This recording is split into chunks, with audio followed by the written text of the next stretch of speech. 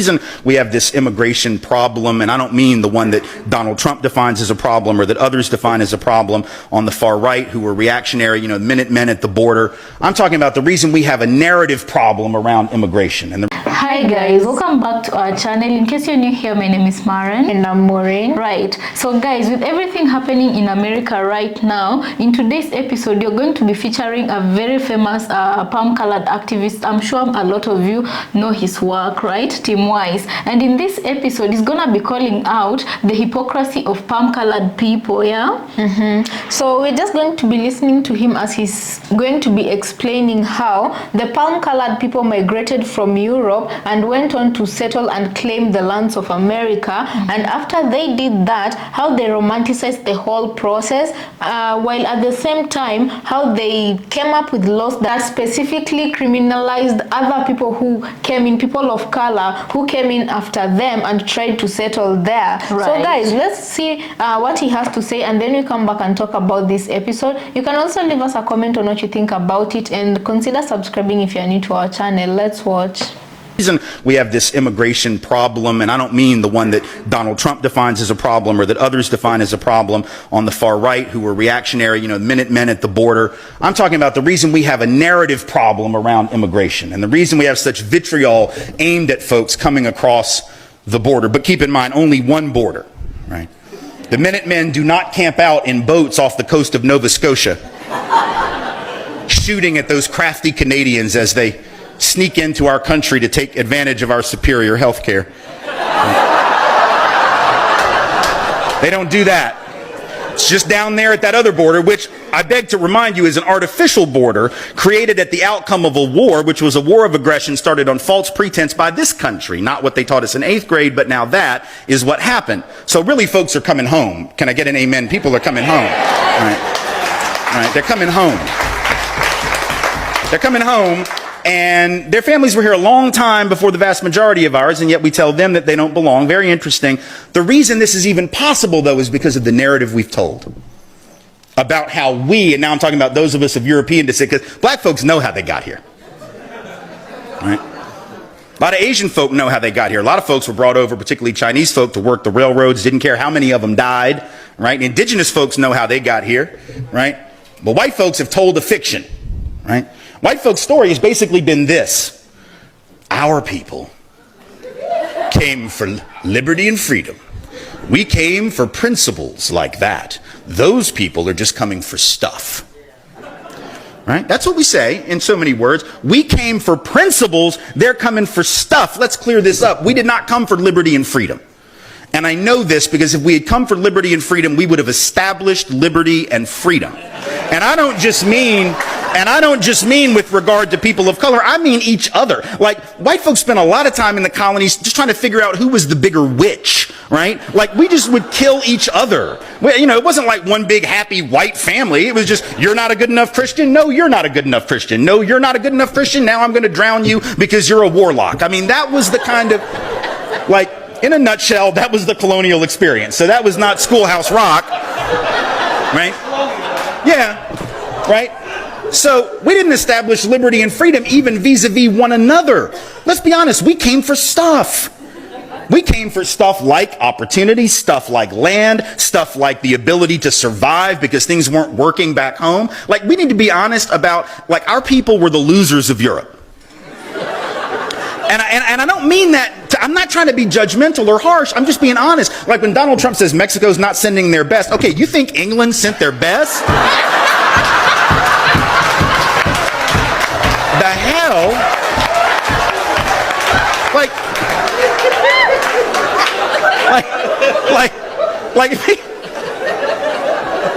y'all like that? Look, the people say, my family came over on the Mayflower. All right, shh.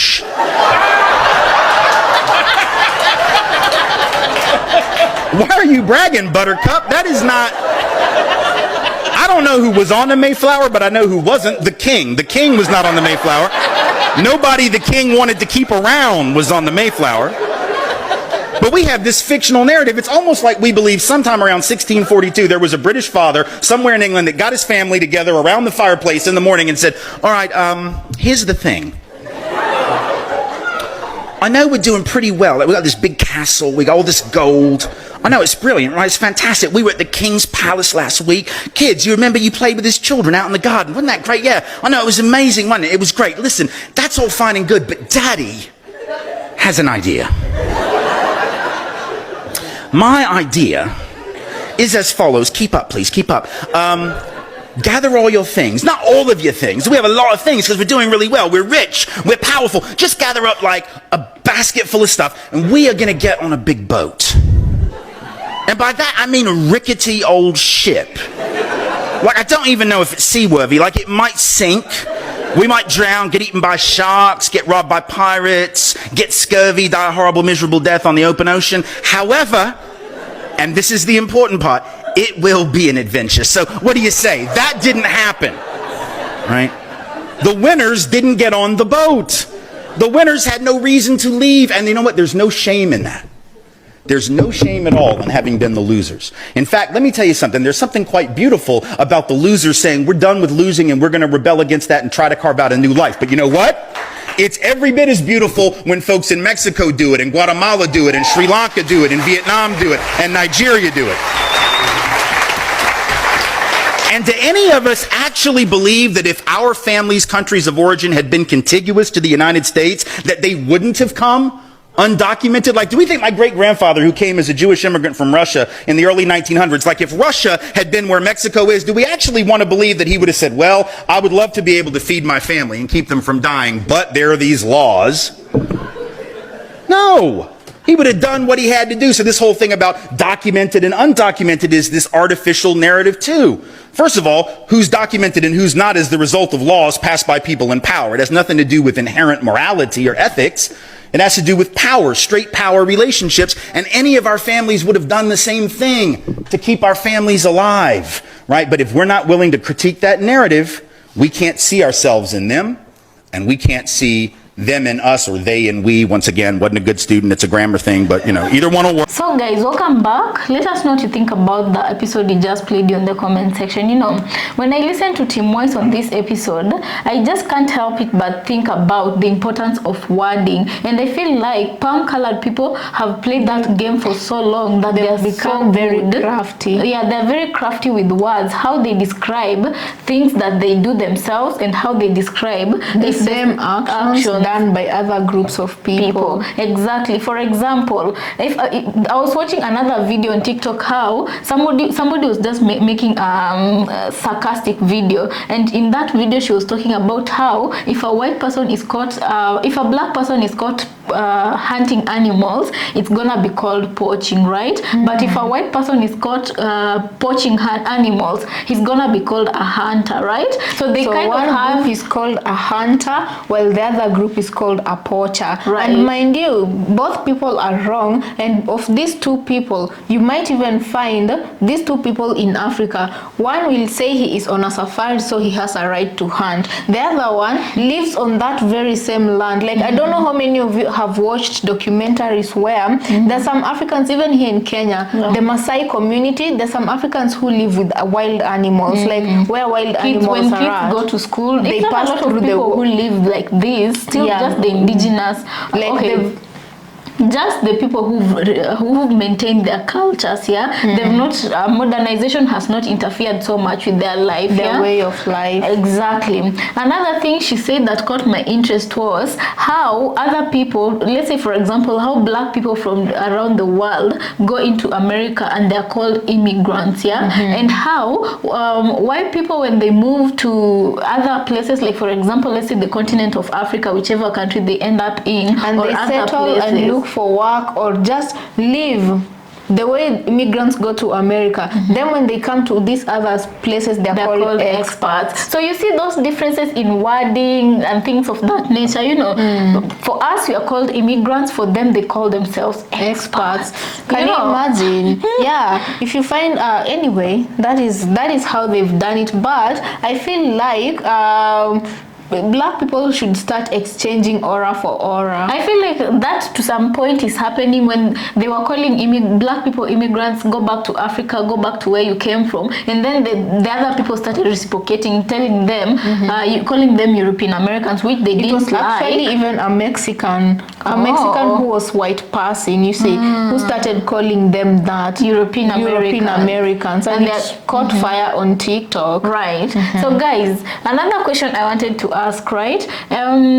Did you catch when Tim Wise was talking about how they have different borders here, but the one they've concentrated on is the one where the brown people are located, but the Canadians can just come in to enjoy their good health care, you know. Right. And you see, through this, you see the hypocrisy of these so-called European Americans here, the systems they've created to deliberately protect themselves. And so that, because they know they stole that land and they don't want to lose that land, so they have to put these laws in order to make sure their generations will hold these lands for years to come. Because you see, even here in Kenya, when colonization ended and these people were told to go back to their places, there are a few Europeans, the Brits, Europeans, who had vast lands that they had stolen from the indigenous community people, you know. So their only term for leaving Kenya was that they'd never pay land tax on that land that they were living, or the government would never take back that land. So up to right now, there are a few Europeans here, colonizers, descendants of colonizers, who really enjoy huge parcels of land. They don't pay anything to the government. Like, guys, it's like saying right now, one of you comes to Kenya, gets a big parcel of land, and you will stay there forever. You build on it, your generation you don't will pay enjoy. Land tax. Yeah, and right now, the president of Kenya wants to introduce land tax, even for freehold land. So what we mean by the freehold title is a person who has a freehold title. There's a freehold and the other one, I don't know what it's usually called. So the freehold title is the one that is passed on generation to generation, and then this title deed, you don't pay land tax on it. But right now, what the Kenyan government wants to do, it wants to pass a law. The other one is leasehold. Yeah, so there is those two types of title deed, the freehold title deed and the leasehold title deed. And right now the government wants people who hold the leasehold title deed to start paying for that land. Let me take you just back a little bit, right? You remember when colonization was happening? Let me just talk about Africa, right? Because Africa is the youngest, I think, amongst the youngest countries that gained independence late, because of apartheid. And you're asking South Africa. Yeah, South Africa, I meant. So you're asking yourself, those the Dutch people who went to colonize South Africa, what type of migration papers did they hold for them to go claim land there, chase the locals away and, colonize the land? And start making laws of who could come into this area and who could not come into this area. And for the blacks who are staying in a particular area, why they needed to pay why they needed to pay up to stay in a particular area. Yeah, and guys, you have to understand, because in Africa, South Africa has the biggest population of white people, and for this to happen, you have to understand that there are still descendants of colonizers in South Africa who are enjoying the benefits of what their ancestors did. For example, like owning land, companies, even the place that is called Orania. Because the Dutch settlement, Orania wasn't in South Africa. Right, and they're there, but they don't have as much power as the ones who moved in America, because the ones in America are the biggest population there, and so they're the ones who formulate policies and come up with laws, So you ask yourself, if there's such a time in the world where people could move freely. You come from one border, you go to the next. Egyptians could trade with people from all over. So where did they, just one point, at which point did they decide to draw this boundary and say you cannot pass this boundary unless you have this and this documentation? It was at the point where they needed to protect what they had stolen. That was the start. I think we leave it there. You've summed it correctly. Because you know what, right now what I wonder is if all European Americans were to be chased out of the colonies and people they had oppressed, where would they go back to? Because I'm sure even the ones in Europe wouldn't want them back. Don't be sure. It is what it is. The ones in Europe wouldn't want them back. So the only option that would be left is for them to go build rock houses in Caucasus Mountain. But Caucasus Mountain is also occupied. The only option for them would be, can you guys imagine, it's just a satisfactory thought, but anyway, it's a thought. If they were to be exiled, for everybody who is settling where indigenous people used to be, I say they still land that's unoccupied. That is the Antarctica. Let them go there and colonize that land. If the polar bears will allow them, they go and hunt. No, those poor polar bears don't deserve that kind of fate. I'm just saying, let them go try and hunt and not poach. Right now, I usually see a lot of YouTubers, European Americans. Most of them, I usually see them taking this DNA test. The most famous one was the 23andMe, and most of them, it doesn't say I'm American, it says I'm Irish, that, I'm German, this, that. You know, there are a mixture of Europe. There are a lot of mixtures of Europe, you know. So, I've never, anyway, their DNA themselves, itself tells the truth of where they originate and where they truly come from.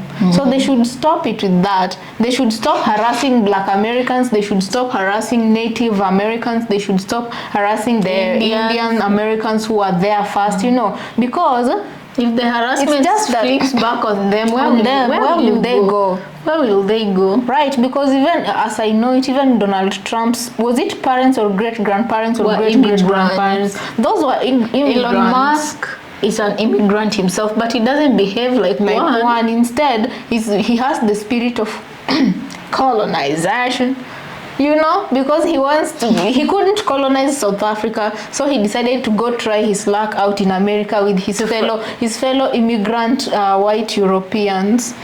Anyway, guys, this is just for entertainment purposes, and it is only meant to educate. Right? Let us know what you think about this episode in the comment section. You have any parting shots? Parting shots, not really, because what I truly know is for hundreds of years they've been trying to displace and make Black people go extinct, but we are still here, we are still breathing, and quite heavily to say, you know. So Black people are not about to go anywhere, and I think even the European Americans know that to be a fact. That's why they are moving underhandedly through policies and whatnot to protect themselves and quoted words.